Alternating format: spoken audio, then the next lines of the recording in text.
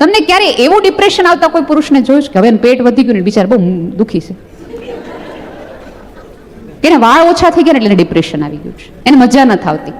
મેં એવી કેટલી સ્ત્રીઓ જોઈએ છે કે જેને કાળા કુંડાળા થઈ જાય. મારે તો કાળા કુંડાળા છે એટલે મને એક ડોક્ટરે ફોન કર્યો હતો કે બેન અમે બધી એવી થેરાપીઝ આપે છે, એનો સર્જરી કે કંઈક લેઝર કે બધું કરીએ છીએ કે જેનાથી તમારા ડાર્ક સર્કલ જતા રહે.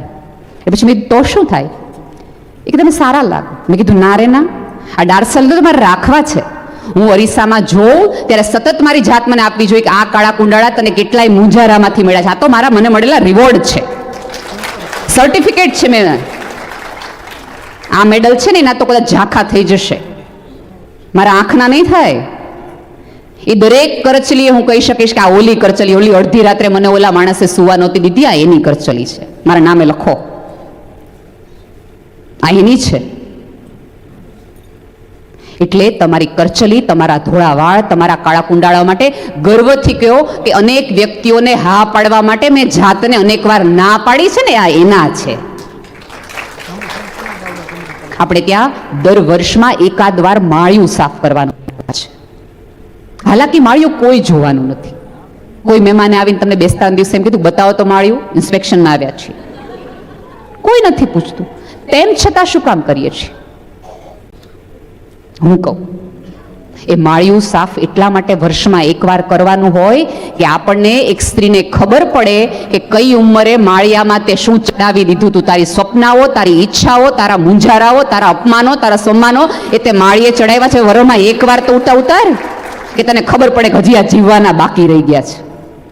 એટલા માટે એમાં 100% તમારા પિયરમાંથી આવેલો ઓલો ટંક હોય પતરાનો, તમારી લગ્નની પહેલી સાડી હોય કે જે તમને તમારી જુવાની યાદ કરાવડાવે, તમારી અંદરનું સ્ત્રીપણું, તમારી અંદરમાં રહેલું એ ચંચળપણું, તમારામાં રહેલું એ નદીપણું તમને યાદ કરાવવા માટે વર્ષમાં એકવાર તમારે કરવું જોઈએ, જેથી એક સ્ત્રીને યાદ રહે કે હું શું હતી અને હું શું થઈ ગઈ અને મારે શું બનવાનું છે, શું માળીએ મૂકવાનું, શું અભરાઈએ ચડાવવાનું અને કયું ઉજળું કરીને બહાર લાવવાનું, એ તમને યાદ કરવા માટેની આ બધી મનોવૈજ્ઞાનિક એક્સરસાઇઝ છે. બેડા ઉજળા કરીએ ને, હવે તો પિત્તળના કાળા વાસણો એન્ટિક ગણાય છે, પણ પહેલાના જમાનામાં એવું હતું કે જે દુઃખી સ્ત્રી હોય ને એના બેડા બહુ ઉજળા હોય. શું કામ? કે ઘસી ઘસી ઘસીને પોતાનો મૂંઝારો એમાં નાખ્યા રાખે અને જાત ઘસે. હવે એ બેડા ઘસે છે કે જાત, એ તો એ આત્માને પૂછાતો પ્રશ્ન છે. અને સભ્યતા ક્યારેક પોતાને આત્માને પૂછે જો હોય તો કે આ ઉજળાપણું ક્યાંથી આવ્યું. દરેક સ્ત્રીઓને મારી વિનંતી છે કે જ્યારે ઘરની બહાર નીકળો ને, હમણાં જ એક જગ્યાએ મેં સવારે વાત કરી કે દરેક સ્ત્રી માટે એવરેસ્ટ ચડવો ને એ સહેલો છે, પણ ઘરનો ઉમરો હિમાલય જેવો ઓળંગવો ને સૌથી અઘરો છે. કારણ કે જેવું પગ બહાર મૂકીએ ને પહેલા પગલે બેકગ્રાઉન્ડમાંથી અવાજ આવે નહીં. બહાર નીકળતી વખતે 100 વાર વિચાર કરજે આ ઘરના બારણા બંધ થઈ જશે. આજે પણ 2023માં પણ 20 વર્ષ જે ઘરમાં તમે આપ્યા હોય, જેના સંતાનો તમે મોટા કર્યા હોય, જેની 3 પેઢીનું, જેના પપ્પાનું શ્રાદ્ધ યાદ કર્યું હોય, જે દાદી જોયા જ નથી એનું ડોશી શ્રાદ્ધ કર્યું હોય, એ ઘરમાં રહેતી સ્ત્રીને કોઈ પણ પુરુષ કહી દે ભાઈ જો ન ફાવતો હોય તો ઘરે વયા જાજો. મને જ્યારે જ્યારે કોઈ એવું લખવાનું આવે ને સરકારી કાગળોની અંદર કે તમારું કાયમી સરનામું લખો, ત્યારે સેકન્ડ વાર માટે પેન ધ્રુજી જાય. છે કોઈ કાયમી સરનામું જે હું લખું? નહીં. એ તો ઊભું કરવું પડે. હવે કિંમત ચૂકવવી પડે અને મૂલ્ય કમાવવું પડે. તમારા મૂલ્ય કમાવા માટેની દોડ કરો. તમારી ગેરહાજરીથી સમાજને મૂંઝારો થવો જોઈએ. તમારા ચાંદલાની ગેરહાજરીથી નહીં, તમારા ન હોવાના કારણે લોકોને એમ થાય કે આ નહીં હોય તો દાળનું માપ કોણ કાઢશે, કે 20 જણ આવ્યા હોય તો કેટલી દાળ મૂકવી. કુટુંબમાં પ્રશ્ન થાય તો એને થવું જોઈએ કે ઓલા કાકીને બોલાવો, એના સિવાય ઉકેલ નહીં નીકળે. તમારા પહેરવેશ, તમારા આવરણ, તમારા સ્વભાવના લીધે તમને ઓળખવા જોઈએ. હું તો ત્યાં સુધી કહું છું કે તમામ સ્ત્રીઓએ પોતાના સ્વતંત્રતાની લડાઈ છે એ વસ્ત્રો માટેની નહીં, વિચાર માટેની હોવી જોઈએ. તમારા વિચાર થકી તમે વધુ સુંદર છો. મારા ઘરેણા મારા વિચાર છે. ઘરેણા તો આપ બળે કમાઈ લઈશ અને પહેરી લઈશ. કેમ આપણે એ બધામાં ક્યાંક મૂંઝાઈ જતા હોઈએ છીએ? મહાભારતની એક બહુ સરસ કથા છે જ્યારે નારદ અને ગરુડજી ગાલ્વ ઋષિને ત્યાં ઘોડા લેવા માટે સ્વર્ગમાંથી એક લડાઈ માટે લેવા આવ્યા, ત્યારે એ ગાલ્વ ઋષિના પત્ની છે એમને બહુ સરસ મજાની આગતા સ્વાગતા કરી, બહુ જ આનંદ થયો. રમવા દો ને બેન બાળકને, ભલે રમતો, એને પપ્પા રમે તો આપણે ઉપાધિ કરી, ભલે રમતો, મન કાંઈ નડતું, રમ રમ બેટા રમ. એને પપ્પા રમતા હોય તો આપણે જાવ નથી જા હજી. એ ગાલ્વ ઋષિને પત્ની ગરુડની અને નારદજીની બહુ જ સુંદર સેવા કરી અને પછી થાકીને શાંડિલી નામની એમની પત્ની આરામ કરતી હોય છે. આરામ કરીને જીવી ઉઠે છે એટલે ઓલું ગરુડજી જે છે એ સાવ લાશ જેવા થઈ જાય છે, માંસ જેવા, એની પાંખો ઉડતી જ નથી. વિષ્ણુનું વાહન છે ગરુડ, એ ગરુડની પાંખો ઉડતી નથી, ખુલતી નથી અને સાવ લાશ જેવા થઈને આમ આમ પડ્યા હોય છે. ઋષિ પત્ની આવે છે અને પૂછે છે કે આ શું થયું તમને? એ કે ખબર નહીં, પાંખો નથી ખુલતી, ઉડવાની કોઈ તાકાત જ ન હોય ને, શરીરમાં કોઈ નૂર ન હોય ને એવું લાગી રહ્યું છે. એટલે ઋષિ પત્નીઓ પૂછે છે કોઈની નિંદા કરી હતી? કોઈની નિંદા કરી હતી તમે? કોઈ નિંદાનું પાપ તમારાથી થયું છે? ત્યારે ગરુડજી એવું કહે છે મેં કોઈની નિંદા નથી કરી, માત્ર તમે સૂતા હતા ને ત્યારે તમારું રૂપ જોઈને મેં એટલી મારા મનમાં જ વિચાર કર્યો હતો, તમારું રૂપ જોઈને, તમારું સ્વરૂપ જોઈને, તમારી આગતા સ્વાગતા જોઈને, તમારી રીતભાત જોઈને મેં માત્ર એટલો વિચાર કર્યો હતો કે આવી સુંદર સ્ત્રીએ જંગલમાં ન રહેવાય, બ્રહ્માંડના બ્રહ્માણી થઈને રહેવાય. આટલી કલ્પના જ મેં તો ખાલી કરી હતી. ત્યારે ઋષિ પત્ની અટાસ્ય કરીને એવું કહે છે કે જે મહાભારતમાં લખેલું વાક્ય છે, સ્ત્રીની મરજી વિરુદ્ધ, સ્ત્રીની ઈચ્છા વિરુદ્ધ સ્ત્રીના સુખની કલ્પના કરો ને એ પાપ છે. અને આપણે ત્યારે બે ધડક કહી દઈએ છીએ, એને સોનું આપી દો મજામાં, એને સાડી આપી દો, હાઈટ ઓફ ઇટી છે, પુરુષ દેવા માંડ્યો, સ્ત્રી સ્વીકારવા માંડી. તમારા સન્માનના ભોગે જો તમને ઘરેણા ફાવી જતા હોય તો કાંઈ વાક નથી, તમે લાગના છો એ પીડાના. વટથી કયો એક પણ ઘરેણા વગર ચલાવી લઈશ, પણ જાહેરમાં અપમાન નહીં ચલાવી લો, એ નહીં ચલાવી લો. અને એક હમણાં જ મને ફેસબુકમાં આવેલું એક છોકરીએ મેસેન્જરમાં મેસેજ કર્યો હતો કે મેડમ અમારે ઘણા વખતથી સરસ મજાની દોસ્તી છે, અમારે પ્રેમ છે, હવે મારી મમ્મી પપ્પા રાજી થઈ ગયા છે, મેં સગાઈ કરી નાખી છે, હવે થોડાક દિવસમાં મારું લગ્ન છે. અને પણ બેન તકલીફ એ છે કે મારા ફિયાન્સી છે ને એનો સ્વભાવ બહુ ગુસ્સાવાળો છે અને ગુસ્સામાં ક્યારેક મને મારી દે છે. મને પ્રેમ બહુ કરે છે, મને મારી દે છે, એટલે મને મારે છે. ત્યારે મેં એ છોકરીને એવું લખ્યું હતું કે તારે હા મેં બે તમાચા મારીને કહેવાનું હું તને તારા કરતા વધુ પ્રેમ કરું છું. તું મને પ્રેમ કરું છું એના કરતા તું ક્યાંય તને વધુ પ્રેમ કરું છું. અમુક હાથને એકવાર માફ કરાય, પહેલી વાર થાય ને એને ભૂલ કહેવાય, બીજી વાર એની વસ્તુ રિપીટ થાય તો એને પાપ કહેવાય, ત્રીજી વાર તેને મૂર્ખામીમાં જ ગણાય. આવેશમાં એકાદ કૃત્ય થઈ ગયું હોય એની હું નથી કરતી વાત, પણ સતત થતું હોય તો જાતને સવાલ કરાય, જાતને સવાલ કરાય. આપણે કેમ એક સ્ત્રી બીજી સ્ત્રીની પડખે નથી ઊભી રહી શકતી? કેમ તમારો દીકરો તમારા પુત્ર વધુ ઉપર હાથ ઉપાડે અને તમે શાંતિથી માળા ફેરવી શકતા હો તો તમારો ઈશ્વર તમારાથી ક્યારેય રાજી નથી? તમે જાઓ બાજુમાં ને એને ના પાડો દીકરાને કે આજ પછી આ ઘરની એક પણ સ્ત્રી ઉપર તારો હાથ પડે તો આ ઘરના દરવાજા તારી માટે બંધ છે. ઓલી અનુપમા જોઈને તમે બધા બહુ રડી પડો છો. અનુપમા કિરદાર બનવાનું આવે ત્યારે કેમ મૂંઝારા થાય છે, ત્યારે કેમ કઈ એટલું સળવડાટ નથી થતું?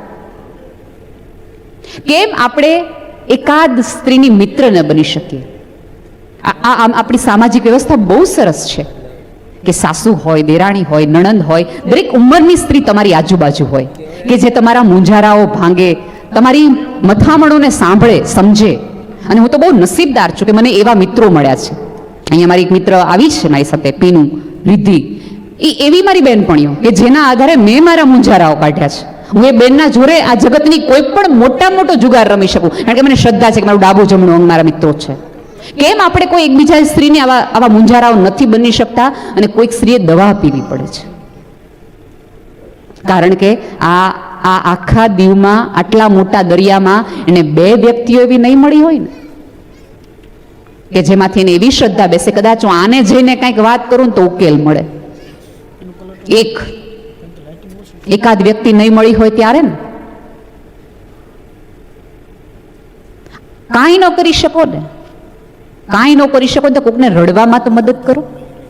આપણી તકલીફ શું છે ખબર છે? રડવામાં મદદ કરતી વખતે સલાહ દેવા છે કે જો ભૂલ તારી જ છે. એને ખબર જ છે કે ભૂલ એનાથી થઈ ગઈ છે, એને ખબર જ છે કે તકલીફમાં અને મૂંઝવણમાં છે. ત્યારે થોડી વાર માટે એક પણ પ્રકારના જજમેન્ટ આપ્યા વગર માત્ર હું તારી સાથે છું એટલો સધિયારો તો આપું, એટલો સાથ તો આપું. અત્યારે રીડેવલપમેન્ટ તમારે કઈ અહીંયા થાય છે કે જૂના મકાનો હોય એનું રીડેવલપમેન્ટમાં જાય. તમે માનો કે ન માનો, હવે આપણા બધાના સંબંધોના એટલા બધા પાયા નબળા પડી ગયા છે ને કે સંબંધોમાં રીડેવલપમેન્ટ કરવાની જરૂર છે. અને એક વસ્તુ યાદ રાખજો કે આ જગતમાં સાથે ચાલવા વાળાની તાણ જ નથી. સાથે ચાલવા વાળા તમને 1000 મળશે, સાથે ઊભા રહેવા વાળાની તાણ છે. તમે પડી જાઓ તો એક માણસ તમારી રાહ જોવે, તું ઊભો થાય ત્યાં હું તારી બાજુમાં છું. કોક પડે, કોઈ અથડે, કોઈ મૂંઝાય તો સહેજ થોડી વાર ઊભા રહી જાઓ ને યાર. અને હું હજી કહું છું કે આમાં હું પુરુષને જરાય જવાબદાર નથી માનતી. રાધેર, અહીંયા બેઠેલી તમામ સ્ત્રીઓને એ પણ કહું કે આપણે તો રોઈને, કોકને કહીને મુંજારો વ્યક્ત કરી શકીએ છીએ. પુરુષ તો એ નથી કરી શકતો. તમને શું લાગે છે? પુરુષને આવતા હાર્ટ એટેક માત્ર ઓલા કોલેસ્ટ્રોલના તળેલા સમોસાના કારણે કોલેસ્ટ્રોલ થયું છે એમને? નહીં. કોક વાત, કોક હૃદયનો મુંજારો, કોઈ અડધી રાતનો ઉજાગરો, કોઈક ઉઘરાણી એના લોહીના એવા ગાંઠા કર્યા કે એનું હૃદય ધબકતું બંધ 1 સેકન્ડ માટે થઈ જાય છે. એ હોય છે. અને મેં તો અનેકવાર કીધું છે કે જગતથી થાકી હારીને આવેલો પુરુષ ઘરમાં નિરાત ન મેળવે ને તો આ જગતમાં ક્યાંય નિરાત ન મળે. ઘરથી થાકીને ક્યાં જાય? જગતથી લડી થાકીને ઘરે આવે ને ઘરથી થાકીને બહાર ક્યાં જાય? એટલે એને આવતા આ હાર્ટ એટેક છે, આ મુંજારા છે. અને આપણે ત્યાં તો પુરુષને હારવાનો અધિકાર જ નથી અપાતો. જેમ સ્ત્રીને નિષ્ફળ જવાનો એમ પુરુષ જો મૂંઝાઈને બેઠો લે તરત હું બેહી ગયો સ્ત્રીઓની જેમ ઉભો થા.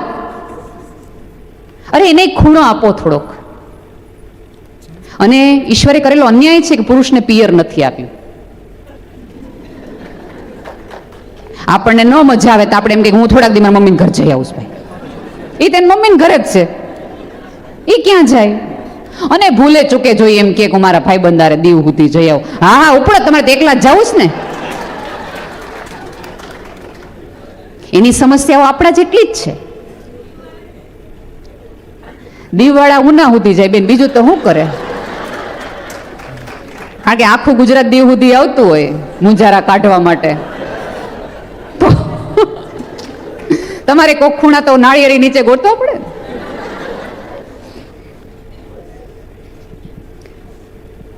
પણ તમારા મુંજારાઓને, તમારી તકલીફને તમે એવું માનતા હોય કે અડધા ગ્લાસનું પ્રવાહી ઉગાડી શકતું હોય તો તમે ગેરસમજણમાં છો. એ નશો, કોઈ પણ પ્રકારની પેઇન કિલર, કોઈ પણ પ્રકારનો નશો તમને દુઃખ છે એ ભૂલાવી શકે છે, દૂર નથી કરી શકતો. એની અસર તમને ખબર ન પડે. તમે ગોઠણ દુખતા હોય ને પેઇન કિલર લ્યો તો દુખાવો બંધ ન થઈ જાય, મગજ એ કહેતું બંધ થઈ જાય દુખાવો છે. એટલે એમ માનતા હો કે અડધા ગ્લાસનું પ્રવાહી તમને રંગીન જગત દેખાડતું હોય, એના કરતાં તો વધુ રંગીન જગત એક સ્ત્રીની આંખ તમને દેખાડી શકે છે, જો તમારી જોવાની તૈયારી હોય તો. સ્ત્રીના સ્પર્શમાં ઉપરવાળાએ હૂંફ આપી છે કે 6 મહિનાનું રડતું કોકનું બાળક હોય ને તો એક ક્ષણવાર માટે શાંત થઈ જાય. પછી સુગંધથી નક્કી કરી લે કે મારા મમ્મી નથી. પણ પહેલી વખત ઈશ્વરે કાંઈક હિલિંગ ટચ એના કોષમાં એવો આપ્યો છે. તમે જુઓ, સાવ ન રડી શકતો પુરુષને એની માં, એની પત્ની એક વખત પૂરી સમગ્રતાથી હાથ ફેરવે ને તો એક વખત તો એનું માથું નીચું નાખી દે, એ ખભાની તલાશમાં છે. એને કોઈ ખોળો ને ખભો જોઈએ છે કે જ્યાંથી રડી અને એકાદ એવો હાશકારો મેળવી શકે, તું જા, હું છું તારી સાથે. સધિયારો લેવા માટે એક પુરુષ એક સ્ત્રી પાસે આવે છે. અને ત્યારે આપણે એમ કે તમે રોઈ પડો તમારું શું થાય? પહેલું વાક્ય આપણું, તમે ઢીલા પડો તમે બધા શું કર્યું? એક ક્ષણે એને ઢીલો પડી જવા દે. એ ઢીલો પડવું નથી, ખાલી થવું છે. ફરક છે. એ ખાલી હશે તો તમે એમાં હિંમત ભરી શકશો, તો એમાં તમે સાહસ ભરી શકશો, તો એની અંદર તમે નવી ચેતના ભરી શકશો અને કાલ સવાર જુદી પાડી શકશો. આ વાત આખી સાવાર પાડવાની છે.